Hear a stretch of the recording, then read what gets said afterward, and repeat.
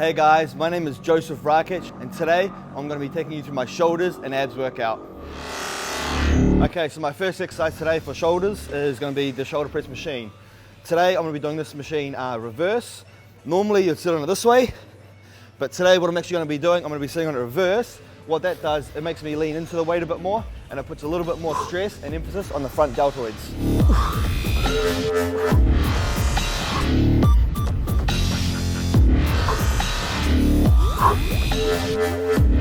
Alright, so that was my first exercise done. I did 3 sets in total. I'm now going to move on to my next exercise. First exercise I didn't superset anything, but the following exercises from here, I'm going to superset 2 exercises back to back.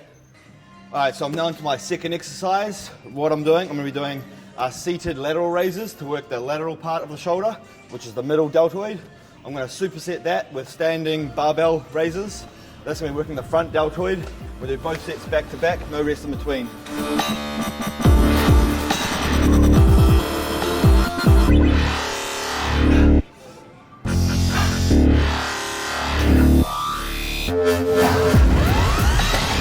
So that's the first exercise. Now straight away onto the second exercise.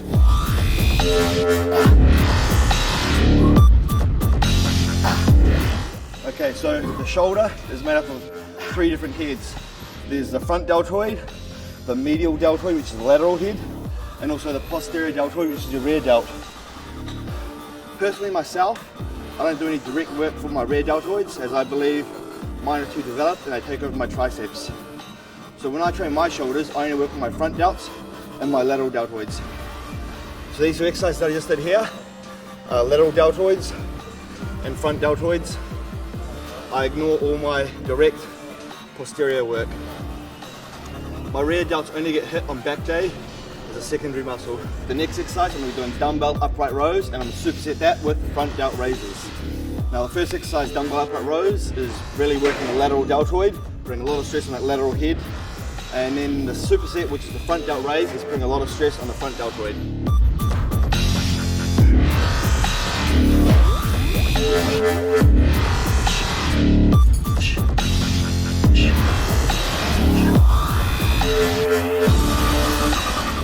A lot of people always ask me, why do I wear a belt when training, regardless of the muscle group that I'm training. Most commonly, people in the gym who wear a belt, they wear it on back day when they do heavy deadlifts, or leg day when they do heavy squats, and that's to support their core and to support their lower back.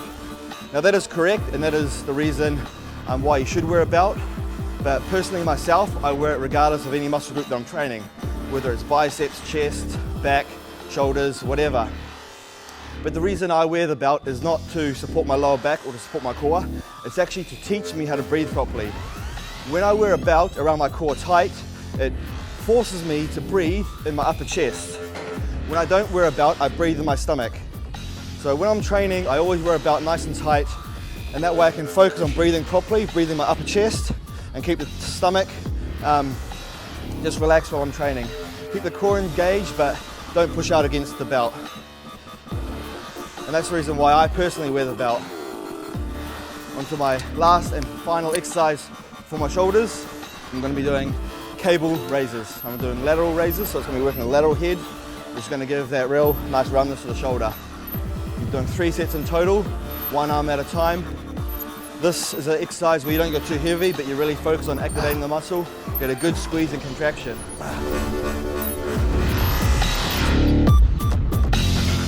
That exercise right there is always one of my favorite finishes for shoulders. You can really focus on activating the muscle. Nice and light, and just focus on working the muscle, get a good squeeze, contraction. So I'm now performing a giant set. The first exercise of a giant set is hanging leg raises. I'm going to superset that with jackknives on the bench, and then I'm going to superset that, which is going to make it a giant set, with crunches on the hamstring leg curl machine.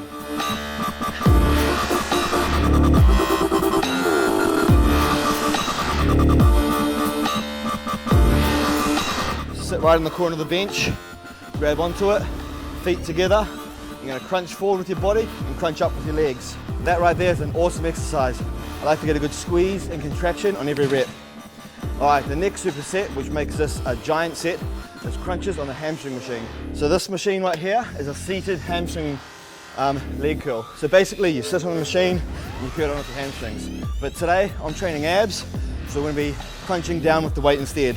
I tense the abs and then I crunch forward and squeeze, release, squeeze. This exercise here, it's real important to have a good muscle-mind connection and crunch down with your abs. A lot of people, I could almost guarantee you if I saw them do this, they'll just be pushing down with the upper body, not even activating or engaging their abs at all.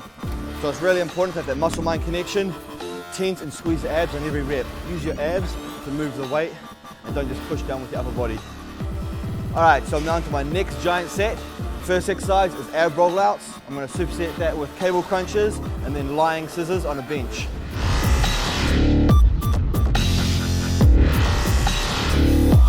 This exercise here is really important to get your hips in line with your knees and your knees in line with your ankles.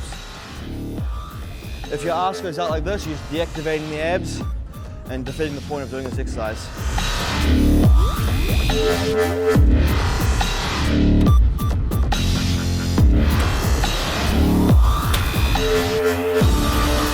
Alright, so this exercise now is going to be scissors down on the bench. Now this exercise is basically getting that resistance on the abs, keeping the tension on them the whole time. Alright, that is the end of my ab workout. So we did 2 giant sets. The first giant set consisted of 3 different exercises, all of them done back to back. I did that 3 times. I then did a second giant set of 3 different exercises. Again, all those exercises back to back. And that was the end of my abs workout.